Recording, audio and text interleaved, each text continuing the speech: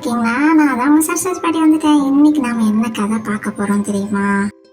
ஒரு ஆத்திச்சூடி கதை தான் நம்ம பார்க்க போறோம். ஆண்மை தவறேல் அப்படின்ற ஆத்திச்சூடியோட கதையை பார்க்கலாமா? ஒரு சின்ன கிராமம் இருந்தது. அந்த கிராமத்துல அருண் அப்படின்னு ஒரு பையன் இருந்தான். அவன் நல்ல ஒரு புத்திசாலி பையன்தான். ஆனா அவன் எப்ப பார்த்தாலும் பயந்துகிட்டே இருப்பான். எதை பார்த்தாலும் எதுலையுமே ஒரு தைரியமே இல்லாம சின்ன சின்ன விஷயத்துக்கு கூட பயப்படுவான்.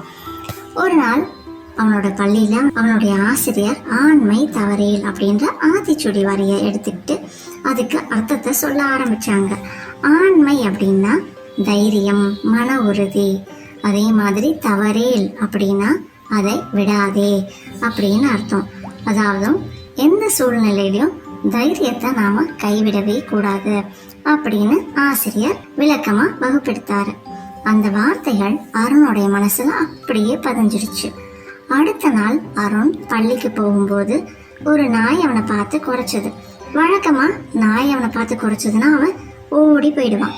ஆனா அன்னைக்கு அவன் அவனுக்கே சொல்லிக்கிட்டான், நம்ம தைரியமா இருக்கணும், ஆண்மை தவறக்கூடாது, ஆண்மை தவறேல் அப்படின்னு சொல்லிக்கிட்டான். அவன் அமைதியா அப்படியே அந்த நாய் குறைச்சாலும் நடந்து போனான். நாயும் அவனை ஒண்ணுமே செய்யல. அந்த மாதிரி கொஞ்ச நாளுக்கு அப்புறமா அவனுடைய நண்பன் குமார சில பெரிய பசங்கள்லாம் சேர்ந்து ரொம்ப தொந்தரவு பண்ணிட்டே இருந்தாங்க. மற்ற மாணவர்கள்லாம் இதை பார்த்துட்டே இருந்தாங்க. ஆனா அருணுக்கு பயம் இருந்தாலும் ஆண்மை தவறேல் அப்படின்ற வார்த்தை நினைவுக்கு வந்துச்சு. அதனால அவன் தைரியமா ஆசிரியர்கிட்ட போய் சொல்லி அவனுடைய நண்பனை காப்பாத்தினான்.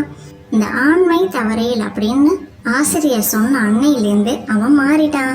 பயம் இருந்தாலும் அதை சமாளிச்சு தைரியமா நம்ம நடந்துக்க கத்துக்கணும் அப்படின்றத தெரிஞ்சுக்கிட்டான். ஆண்மை தவறேல், எந்த நேரத்திலையும் தைரியத்தையும் மன உறுதியையும் கைவிடாம இருக்கணும் அப்படின்றது தான் இந்த ஆத்திச்சூடி சொல்றது. இந்த கதை உங்களுக்குலாம் பிடிச்சிருந்ததா? பிடிச்சிருந்ததுன்னா உங்க நண்பர்களோட பகிர்ந்துக்கோங்க. சீக்கிரமா போய் தூங்குங்க. டாடா, நான் போயிட்டு வரேன்.